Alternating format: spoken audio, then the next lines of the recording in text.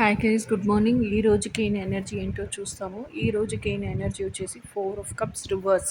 That is a good sign. తర్వాత this is the 4 of cups స్ట్రైట్గా ఉంటే ఇట్లా ఉంటుంది. బట్ ఈ రోజు ఎనర్జీ వచ్చేసి రివర్స్ వచ్చింది. సో రివర్స్ వచ్చింది అంటే దాని మీనింగ్ ఏంటంటే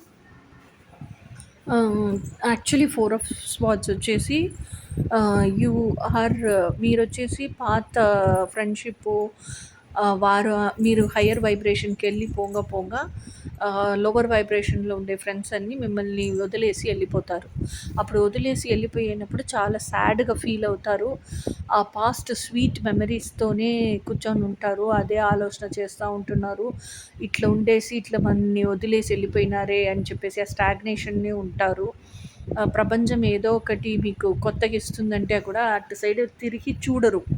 this is what is 4 of cups. ఇప్పుడు 4 ఆఫ్ కప్స్ రివర్స్ వచ్చింది అంటే సో ఆ స్టాగ్నేషన్ నుంచి బయటికి వచ్చేసినారు. ఫ్రెండ్స్ అని లోవర్ వైబ్రేషన్లో ఉంటున్నారు అని చెప్పేసి అర్థం చేసుకున్నారు. మీరు హయ్యర్ వైబ్రేషన్లో ఉంటున్నాము అని చెప్పేసి మీ స్పిరిచువల్ పాత్ని యాక్సెప్ట్ చేసుకున్నారు. ఆ స్పిరిచువల్ పాత్లోనే మార్చ్ ఫార్వర్డ్ అవుతున్నారు.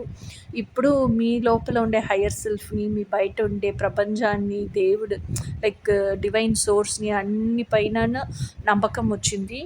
సో ఇప్పుడు దేవుడు ఏది ఇస్తేనాలు మంచిదికే ఇస్తాడు అనే నమ్మకం కూడా వచ్చింది.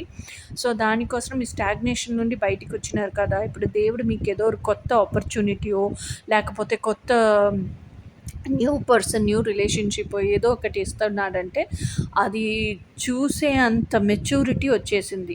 అది చూసి ఓకే దేవుడిది మనకి ఇస్తున్నారు అని చెప్పేసి యాక్సెప్ట్ చేసుకునే అంత మెచ్యూరిటీ వచ్చింది.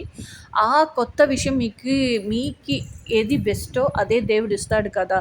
సో ఇది కొత్త విషయం వచ్చేసి మీకు రిలాక్సేషన్ ఇవ్వచ్చు, మీకు చాలా విషయాలు నేర్పియచ్చు, మీకు చాలా ఫ్రెండ్లీగా ఉండొచ్చు. అట్లా అయిన విషయం మీకు మంచిది బెస్ట్ ఏంటో అట్లా ఇస్తాడు దేవుడు.